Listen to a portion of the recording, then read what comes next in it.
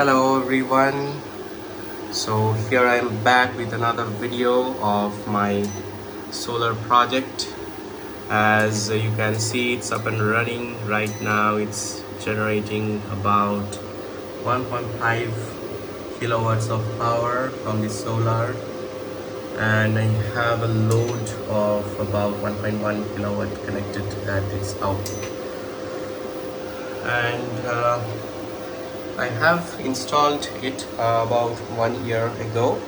As you can see here, I have all the connections. I opened these connections. I'll explain it to you.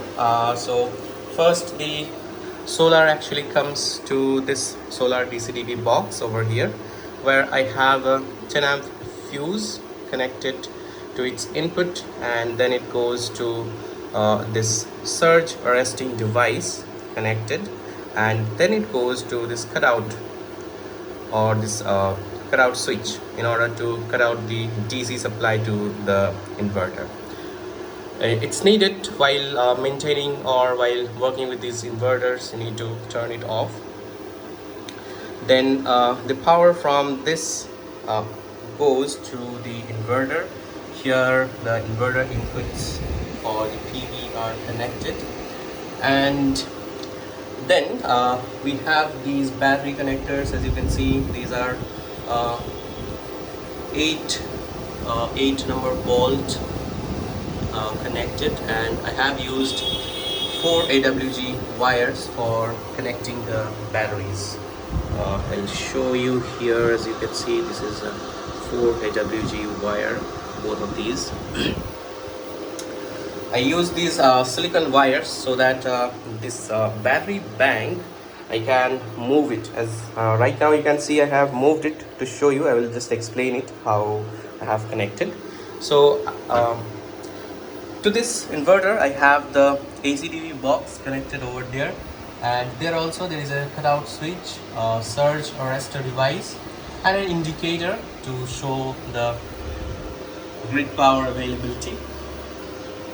So this is the input for the AC supply to the inverter, and this is the DC supply to the inverter. So both these boxes are supplying power to the inverter. Now from the inverter, it's charging the batteries connected there, and it's supplying power to my home. And the output of this inverter is connected to this box, and inside this box I have an MCB connected here. This MCB is rated at 20 amps, and to this I have energy meter to keep an eye on how much power it's generating. And to this I have this changeover switch to switch to grid power and back to inverter. In case of any maintenance, or in case I have to turn off the inverter, I can switch this changeover to directly to the mains grid supply, and it will bypass this entire system. Now the supply to this AC supply to this inverter, and the output of this inverter is further connected to this distribution box over here, where you can see I have another one energy meter to monitor the grid power supply. As you can see, it's right now consuming about 1.1 watt. Nothing is running on grid power, so entire house is running on solar. And all these household supplies are connected to each of these MCBs. Now I have one more changeover switch for my EV charging. This one is for my EV charging connected in my garage. This supply is going to the garage where I can charge the EVs. So I can charge with the inverter, or I can charge directly from the grid. So in order to switch it back, I can use that changeover switch. And this inverter comes with 2 of these internal fans, which are right now running. As you can see, they are running at medium speed. They really crank up the speed when the power exceeds 2 kilowatts. and it's very noisy. And to cool it down, I have installed a third fan. This small fan is actually helping it to cool down faster, so that you know this device doesn't heat up too much. And showing you to the battery bank. So here I have the battery bank connected. As you can see, these are the LFP 100 amp hour batteries. If I take you to a closer look to one of the cells, you can see it's rated 104 amp hour. That's what they have tested in the lab, but they are rated for 100 amp hour, and it's dated 24/12/19. 24 is the year, 12 is the month, and 19 is the date. So its manufacturer date is December 2024. And I have 24 of these cells, and it's a 24-volt system. So what I did is I connected 3 cells in parallel and 8 in series. So 3 cells are in parallel, so they are actually adding up the current, and then they are in series to increase the voltage to 24 volts, nominal 24 volts. Now this is the first array of batteries that I have. Below this I have another array in the same configuration of 3 parallel, 8 series. So in total there are 24 more cells and a second rack. So in total I have 48 cells, 48 of these cells connected in parallel and series to add up to a 15 kilowatt power, more or less about 15.5 kilowatts of power it can store.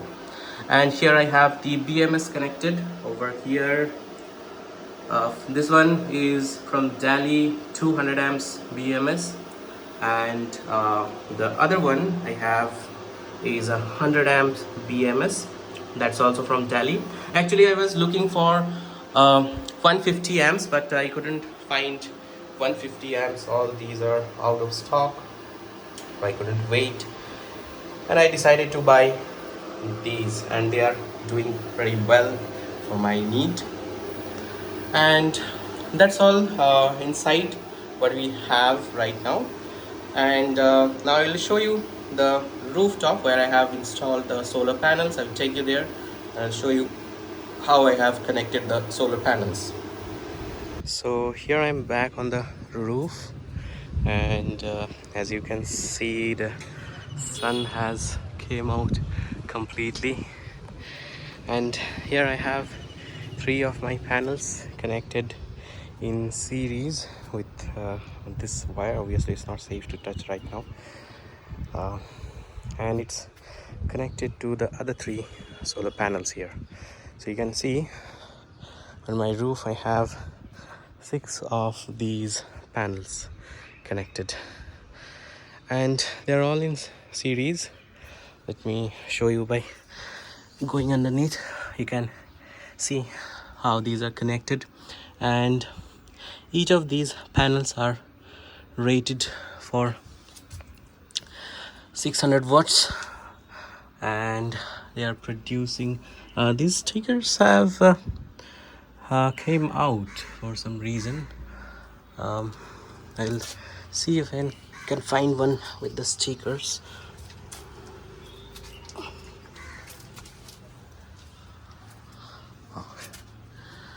Here I have one with the stickers connected with the stickers. Here you can see it's a 600 watts, 44.78 maximum power volts. Maximum power current is 13.4 amps, and its open circuit volts VOC is 51.91 volts. So they're all same. The other 3 are on that side, and I have used these GI structure to mount these panels. They are not high-rise panels, but obviously these are bifacial panels, so they can produce electricity from both sides. And so here I am back inside my home, and right now it's producing 3 kilowatts of power as the sun came out. And this inverter is rated at 3.6 kilowatt power at its output, and it can take solar panels of to 5 kilowatts.